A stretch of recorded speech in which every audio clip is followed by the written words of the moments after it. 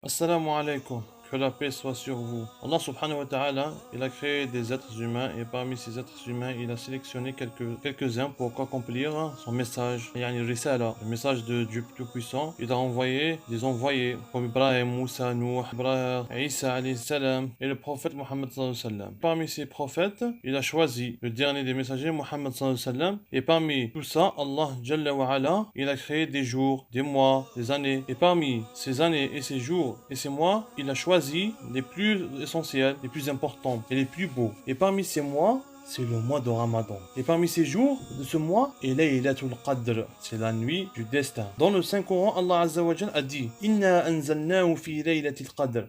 Wama adraka ma Laylatul Qadr. Laylatul Qadr khayrun min alfi shahr. تنزل الملائكة والروح فيها بإذن ربهم من كل أمر سلام هي حتى مطلع الفجر. Qu'est-ce que la nuit du destin? ما هي ليلة القدر؟ ليلة القدر خير من ألف شهر. Comme Dieu l'a cité dans le Coran, la nuit du destin est meilleure que 1000 mois plus de 83 années de prière. Même si tu as glissé dans ce mois du Ramadan, même si tu as péché, même si tu n'as pas beaucoup évoqué, et il ne faut pas oublier que les actions ne valent que par leur fin.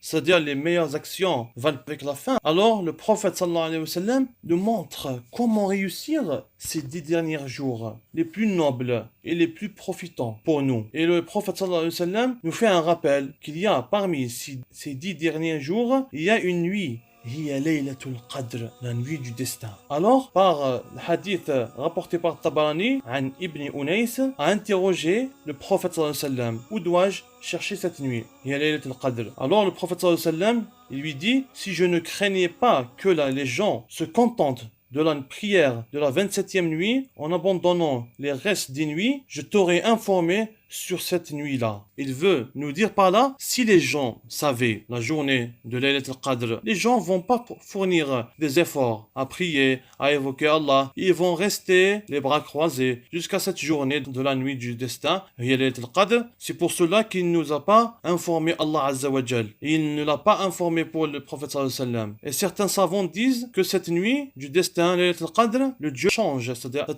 il la change dans ces derniers jours pour récompenser ceux qui cherchent cette nuit en faisant vivre ces derniers jours avec leurs prières, avec leur invocation et adoration à Allah Azza wa Jal. Et ces 10 derniers jours, ce n'est pas quelque chose d'énorme. Hein? Alors mes chers frères et sœurs, mettez-vous à fond pour ces 10 derniers jours. C'est-à-dire, dis-toi, je vais faire tout pour faire la prière à l'heure. Et si c'est possible, en groupe, jama'atan. Ou si c'est possible, en famille. Parce que la prière du groupe est beaucoup méritoire que la prière individuelle. Faire chaque jour, si c'est possible, les bonnes actions qui resteront, comme sadaqa jariya, lire le Coran avec méditation, bikhushu'. Ensuite, après la salat de Isha, fais rak'atayn. Rajoute rak'atayn qiyam al-layl. Tu peux pas faire beaucoup plus. Fais au moins rak'atayn ba'da salat al-Isha. Et n'oublie pas de finir par le witr. Ne laisse jamais le witr. Toujours la finition par le witr. Ensuite, après, il faut multiplier le dhikr au maximum ces 10 derniers jours. Après, essaie de ne pas rater ba'da salat al-Isha. Au moins rak'atayn. Au moins, si tu peux pas faire beaucoup plus. Alors, mes chers frères et sœurs, augmentez le maximum d'invocations, comme le prophète sallallahu alayhi wa sallam double les efforts dans ces 10 derniers jours, et rapproche-toi de ton Seigneur et remercie Dieu et se bénéficier de ces millions de bonnes actions. En fournissant quelques efforts, vous allez bénéficier des millions de bonnes actions et que Allah nous récompenserait d'une fin heureuse. Amin. Walhamdulillahi Rabbil Alamin. Wassalamu alaikum wa rahmatullahi wa barakatuh.